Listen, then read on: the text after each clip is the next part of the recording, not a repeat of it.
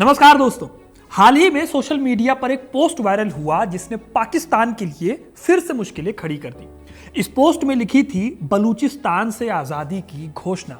जी हाँ, वो बलूचिस्तान जो पाकिस्तान के टोटल एरिया का 44% कवर करता है। वो बलूचिस्तान जिसके पास पाकिस्तान के टोटल नेचुरल रिसोर्सेज में से 20% का हिस्सा है। लेकिन यही बलूचिस्तान इस समय पाकिस्तान की सबसे बड़ी समस्या बना हुआ है।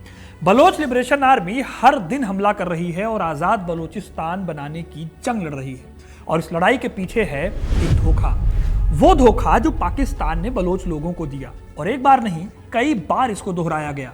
और यही वजह है कि कभी भी दुनिया के नक्शे पर एक नया देश बन सकता है। लेकिन सवाल है कि वो कौन से धोखे हैं जो पाकिस्तान ने बलूचिस्तान को दिए और कैसे हर कदम मिलने वाले धोखों ने बलोच लिबरेशन आर्मी को जन्म दिया। ये सब जानेंगे इस वीडियो में, तो वीडियो को इन तक जरूर देखिएगा, क्योंकि अपना इतिहास नहीं जानोगे तो खुद को कैसे पहचानोगे।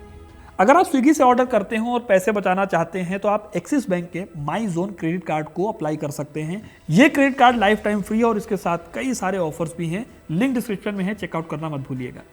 बलोच लिबरेशन आर्मी अभी पाकिस्तान के खिलाफ अपनी सेना बनाकर जो लड़ाई लड़ रही है, उसकी स्थापना तो 90 के दशक के आखिर में हुई थी। लेकिन बलोच लोगों की लड़ाई तो तब से चल रही है जब से पाकिस्तान बना है। पाकिस्तान के बनने से लेकर आज तक ये पूरा क्षेत्र इस धोखे का अंजाम भुगतता रहा है। इसी धोखे का अंजाम है बलूच लिबरेशन आर्मी या बलोच नेशनलिस्ट आर्मी। 1947 में जब भारत पाकिस्तान का बंटवारा हुआ, तब उस समय कलात या आज के बलूचिस्तान के शासक मीर अहमद यार खान ने भी कलात को आज़ाद घोषित किया था। इस फैसले का मोहम्मद अली जिन्ना ने समर्थन किया था। हालांकि बाद में पाकिस्तान इस आज़ादी की चीज से पलट गया और कलात पर राजनीतिक दबाव बनाना शुरू कर दिया। फिर आता है मार्च 1948, जब पाकिस्तान की सरकार ने मीर अहमद यार खान को एक समझौते पर साइन करने के लिए मजबूर कर दिया। यह उस वादे के खिलाफ था जो जिन्ना ने कलात के खान के साथ किया था। यह पूरा प्रोसेस किसी लोकतांत्रिक प्रक्रिया का हिस्सा नहीं था। इस तरह जबरन कलात को पाकिस्तान का हिस्सा बना दिया गया और इस पूरे एरिया को, जिसमें कलात, मकरान और लास बुला शामिल थे, इसे बलूचिस्तान का नाम दे दिया गया। ये पूरी कहानी क्या है और कैसे कलात के खान को धोखा दिया गया, ये आप इस वीडियो से देख सकते हो। यहाँ पर मैंने डिटेल में ये स्टोरी बताई है। खैर, आगे बढ़ते हैं। अब मीर यार अहमद खान के साथ जो हुआ था, उससे बलोच लोगों में गुस्सा था। मीर अहमद यार खान के भाई थे प्रिंस अब्दुल करीम। उनको ये जबरदस्ती का मर्जर बिल्कुल भी मंजूर नहीं था। उन्हें लगा कि ये ना सिर्फ बलोचों के साथ धोखा था, बल्कि कलात की आज़ादी को छीनने की एक साजिश थी। इसके विरोध में अगले ही महीने यानी अप्रैल 1948 में उन्होंने अपने 100 से 150 समर्थकों को साथ लिया और पाकिस्तान के खिलाफ विद्रोह का बिगुल बजा दिया। उन्होंने बलोच नेशनल लिबरेशन कमेटी बनाई और गोरिल्ला युद्ध शुरू कर दिया। प्रिंस अब्दुल करीम और उनके साथी बलूचिस्तान के खरान हिल्स और नोचकी की पहाड़ियों में छिप गए, जो अफगानिस्तान के बॉर्डर के पास था। फिर ये लोग छोटे छोटे ग्रुप्स बनाकर पाकिस्तानी आर्मी पर हमला करने लगे और वापस पहाड़ियों में गायब होने लगे। पाकिस्तान आर्मी के पास इस सिचुएशन के लिए कोई एक्सपीरियंस नहीं था, इसीलिए उन्होंने अपना एक तरीका चुना धोखा देने का। 8 जुलाई 1948 को पाकिस्तानी आर्मी ने प्रिंस अब्दुल करीम से बातचीत शुरू की और कुरान की कसम खाकर आर्मी ने वादा किया कि अगर ये लोग सरेंडर करते हैं तो इनको बख्श दिया जाएगा। अब दोस्तों, इस्लाम में सबसे पवित्र किताब है कुरान। अगर कोई कुरान की कसम खा लेगा तो उस पर इंसान भरोसा कर ही लेता। यही वजह है कि प्रिंस अब्दुल करीम और उनके दोस्तों ने भरोसा करते हुए, कुरान की कसम पर भरोसा करते हुए सरेंडर कर दिया। लेकिन पाकिस्तानी आर्मी ने कुरान की भी लाज नहीं रखी। जैसे ही ये लोग नीचे आए, इनको धोखा देकर अरेस्ट कर लिया गया।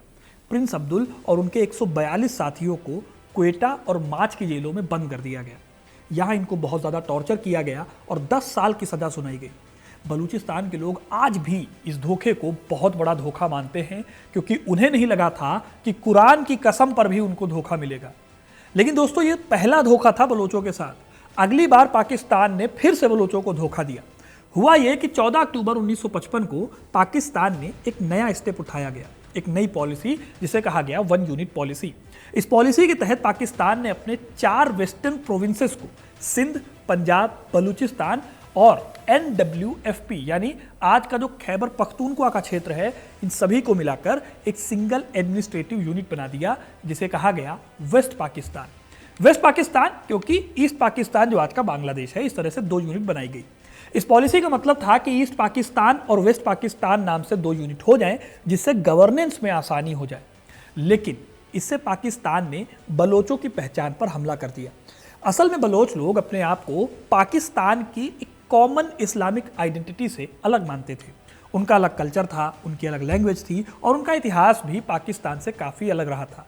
इसीलिए बलोचों को ये लगने लगा कि वो अब पाकिस्तान में दूसरे दर्जे के नागरिक बन गए हैं। उनकी आवाज़ को दबाया जा रहा है और उनकी जो पॉलिटिकल पार्टीज़ हैं उनको इग्नोर किया जा रहा है और उनके नेताओं को किनारे किया जा रहा है। इसीलिए जल्दी ही ये नाराज़गी फिर से विद्रोह में बदलने लगी। 1958 आते आते बलूचिस्तान के हालात इतने खराब हो गए कि पाकिस्तान सरकार को वहां मार्शल लॉ लागू करना पड़ा। इसी दौरान जालावान एरिया की जहरी जनजाति के नेता नवाब नूरुस खान, जो उस समय 80 साल के बुजुर्ग थे, उन्होंने पाकिस्तान के खिलाफ पूरे खानदान के साथ करीब 150 लोगों को मिलाकर खुला विद्रोह कर दिया। आपको बताऊं कि नूरुस खान की बहुत इज्जत थी बलोच कबीले में। जब उन्होंने 80 साल की उम्र में विद्रोह शुरू किया तो उनके साथ साथ जवान बलोचों की एक बड़ी जनता आकर सपोर्ट में खड़ी हो गई। ये लोग एक ग्रुप बनाकर दोबारा बलूचिस्तान के पहाड़ी इलाके से आर्मी पर अटैक करने लगे। ये बात पाकिस्तान के लिए बहुत बड़ा सिरदर्द हो गई थी। इसीलिए एक बार फिर से वही ट्रिक अपनाई गई जो पहले हुई थी। पाकिस्तान सरकार ने दोबारा कुरान की कसम खाई, दोबारा विद्रोहियों को नीचे बुलाया। विद्रोहियों ने उन पर फिर से भरोसा किया, उन्हें माफ करने की और अधिकार देने की बात कही गई। लेकिन एक बार फिर जैसे ही विद्रोही नीचे आए, उन्हें अरेस्ट कर लिया गया। 15 जुलाई 1960 को नवाब नूरुस खान के 7 बेटों सहित कई अलग अलग विद्रोहियों को फांसी दे दी गई। नवाब नूरुस खान बूढ़े थे, इसलिए उन्हें उम्र कैद की सजा सुनाई गई और उसी साल जेल में ही उनकी मृत्यु हो गई। एक बार फिर बलोच लोगों के साथ धोखा हुआ था। एक आज़ाद मुल्क का सपना देखने वाला बलूचिस्तान पाकिस्तान के दोयम दर्जे के व्यवहार से गुस्से में आ गया। फिर आता है 1962, जब कुछ जवान लोग बलोच जनता के लिए खड़े हुए। इनके नाम थे खैर बख्श मरी, अताउल्ला मिनगल और अकबर बुख्ती। इन नेताओं ने महसूस किया कि पाकिस्तान के लिए बलूचिस्तान बस एक सोने की मुर्गी है, जहां से नेचुरल गैस निकाल लो, इंपॉर्टेंट मिनरल्स निकाल लो और खुद को अमीर बना लो, लेकिन बलूच लोगों के ऊपर कोई ध्यान मत दो। यही वजह है कि बलूचिस्तान में फिर से एक सीक्रेट गुरिल्ला वॉरफेयर शुरू हुआ। ये लोग जंगलों और पहाड़ों में हथियार लेकर छिपने लगे। पाकिस्तान सरकार ने उनकी इस मांग का विरोध करते हुए इसे देशद्रोह बता दिया। लेकिन बलूचियों का विद्रोह इतना ज़्यादा था कि 1970 में 1 यूनिट पॉलिसी को आखिर में ख़त्म ही करना पड़ा। फिर इसके बाद दोस्तों 7 दिसंबर 1970 को पाकिस्तान में पहली बार जनरल इलेक्शन कराए गए। सोच कर देखिए, 1947 के बाद 1970 में इलेक्शन हो रहे थे। इस दौरान बलूच लोगों ने बहुत भरोसा करके अपनी रीजनल पार्टीज को वोट दिया। इसमें नेशनल अवामी पार्टी और जमीयत उलेमा-ए इस्लाम पार्टी शामिल थी, जो बलूचों के अधिकारों की बात करती थी। इन दोनों पार्टियों को अच्छी खासी जीत भी मिली और पहली बार बलूच लोगों को लगा कि शायद संविधान के जरिए वे अपने हक खुद तय कर पाएंगे। ये वही टाइम था जब पाकिस्तान के संविधान बनाने की बात भी चल रही थी। अभी तक संविधान ढंग से नहीं बना था। उस समय जुल्फिकार अली भुट्टो काफ़ी पॉपुलर लीडर थे, इसीलिए भुट्टो ने बलूच नेताओं को अपने भरोसे में लिया। उन्होंने बलूच नेता अताउल्ला खान मैंगल को बलूचिस्तान का सीएम बना दिया, जबकि घोष बख्श बिजेंजो को गवर्नर की जिम्मेदारी दे दी। जल्दी ही बलूचिस्तान के लोगों को लगने लगा कि शायद पाकिस्तान उनकी अहमियत को समझ गया है और अब जल्दी ही सब कुछ ठीक हो जाएगा। लेकिन दोस्तों, ये मीठी गोलियां पाकिस्तान का अगला बड़ा धोखा थी। जुल्फिकार अली भुट्टो 1973 में पाकिस्तान के प्रधानमंत्री बनते हैं और भुट्टो सरकार ने नेशनल अवामी पार्टी की सरकार को गिरा दिया और उसके लोगों पर अफगानिस्तान और इराक इन दोनों जगहों से हथियार मंगवाने का आरोप लगाया। इसके बेसिस पर ही पूरी एनएपी यानी नेशनल अवामी पार्टी को ही देशद्रोही घोषित कर दिया गया और बलूचिस्तान में फिर से सेना भेज दी गई। एक बार फिर बलोच जनता के साथ धोखा हुआ और इस बार ये धोखा एक भयानक नरसंहार को साथ लेकर आया। भुट्टो के इस फैसले के खिलाफ एक बलोच लीडर खैर बख्श मरी ने बलूचिस्तान पीपुल्स लिबरेशन फ्रंट यानी बीपीएलएफ का गठन किया, जिसके नेतृत्व में बड़ी संख्या में मर्री और मेंगल जनजाति के लोग केंद्र सरकार के खिलाफ गुरिल्ला वॉरफेयर में उतर गए। इस तरह से बलूचिस्तान फिर से हिंसा की आग में जलने लगा। 1973 से 77 तक चले इस विद्रोह का नतीजा ये था कि बलूचिस्तान के कई इलाकों में अलग अलग ग्रुप्स एक्टिवेट हो गए।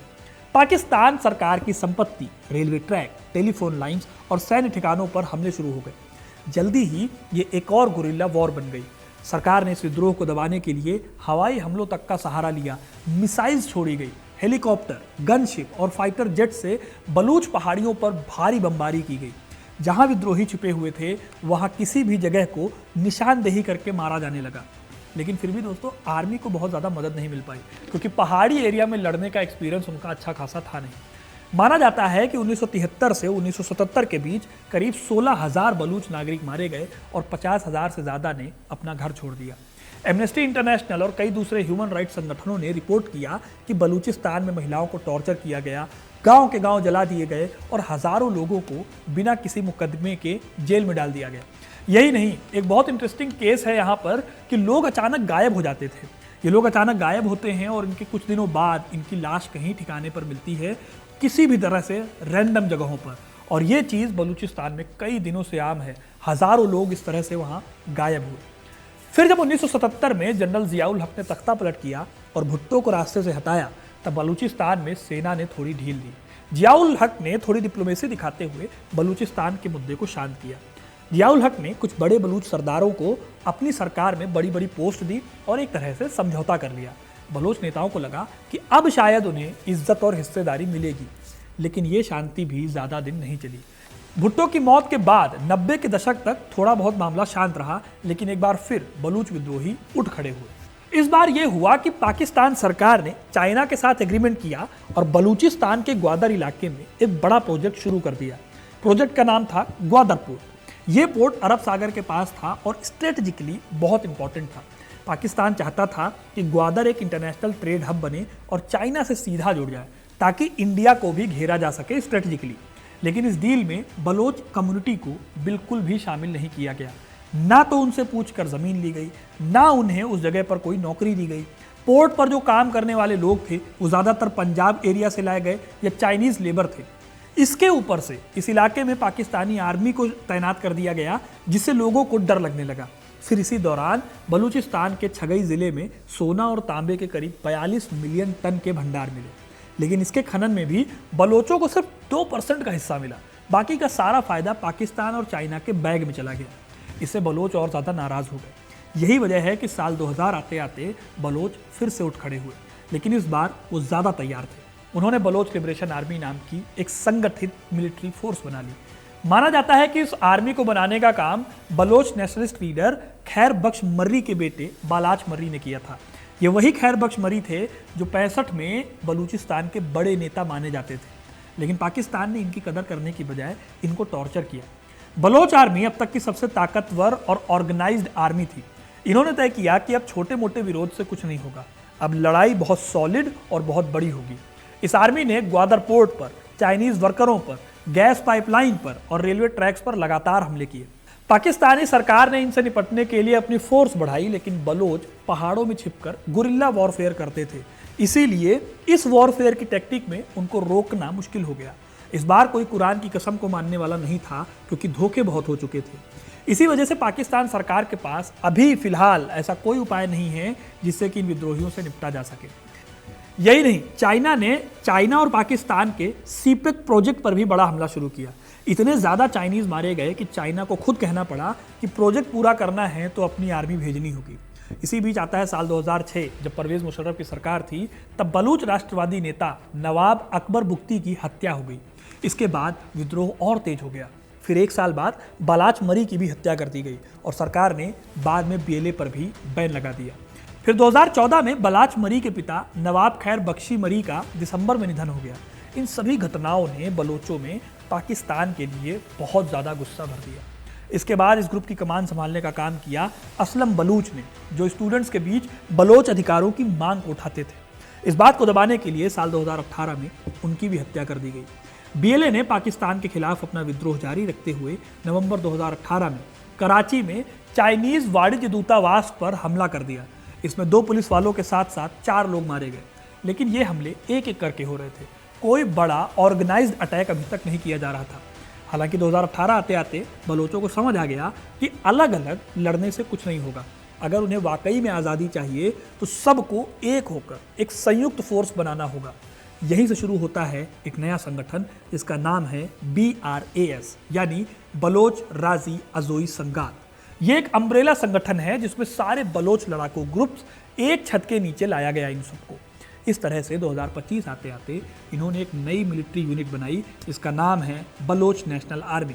बलोच आर्मी खुद को एक देश की आर्मी की तरह मानती है। इसी आर्मी ने ट्रेन को भी हाईजैक किया था इसी साल मार्च के महीने में। वो वीडियो भी मैंने बनाया है, इसको आप यहाँ पे देख सकते हो। कुल मिलाकर बलोच आर्मी पाकिस्तान से लड़ने के लिए पूरी तरह से तैयार है और ये सब उन सभी धोखों का अंजाम है जो बलूची लोगों ने पिछले 78 सालों से देखे हैं, जिसकी वजह से लाखों बलूची अपनी जान गंवा चुके हैं। अब ये देखना होगा कि आने वाले समय में पाकिस्तान बलूच आंदोलन से कैसे निपटता है। बातचीत से निपटता है, प्रेशर से निपटता है, या कोई और तरीका अपनाता है जैसा कि उसने 2 बार 3 बार 4 बार धोखा देने के साथ किया था। लेकिन एक बात तय है दोस्तों कि बलूच आर्मी इस वक्त अपने सबसे अटमोस्ट पावर में है।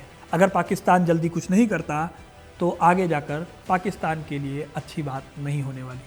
तो दोस्तों ये था पूरा इतिहास बलोच लिबरेशन आर्मी के बनने का। बलोच लिबरेशन आर्मी सिर्फ एक टिप ऑफ आइसबर्ग है। उसके इतिहास में वो सभी घटनाएं दर्ज हैं जिन्होंने मजबूर किया उनको पाकिस्तान में बड़े लेवल पर विद्रोह करने के लिए। अब आप इस बारे में क्या सोचते हैं कमेंट करके ज़रूर बताइएगा।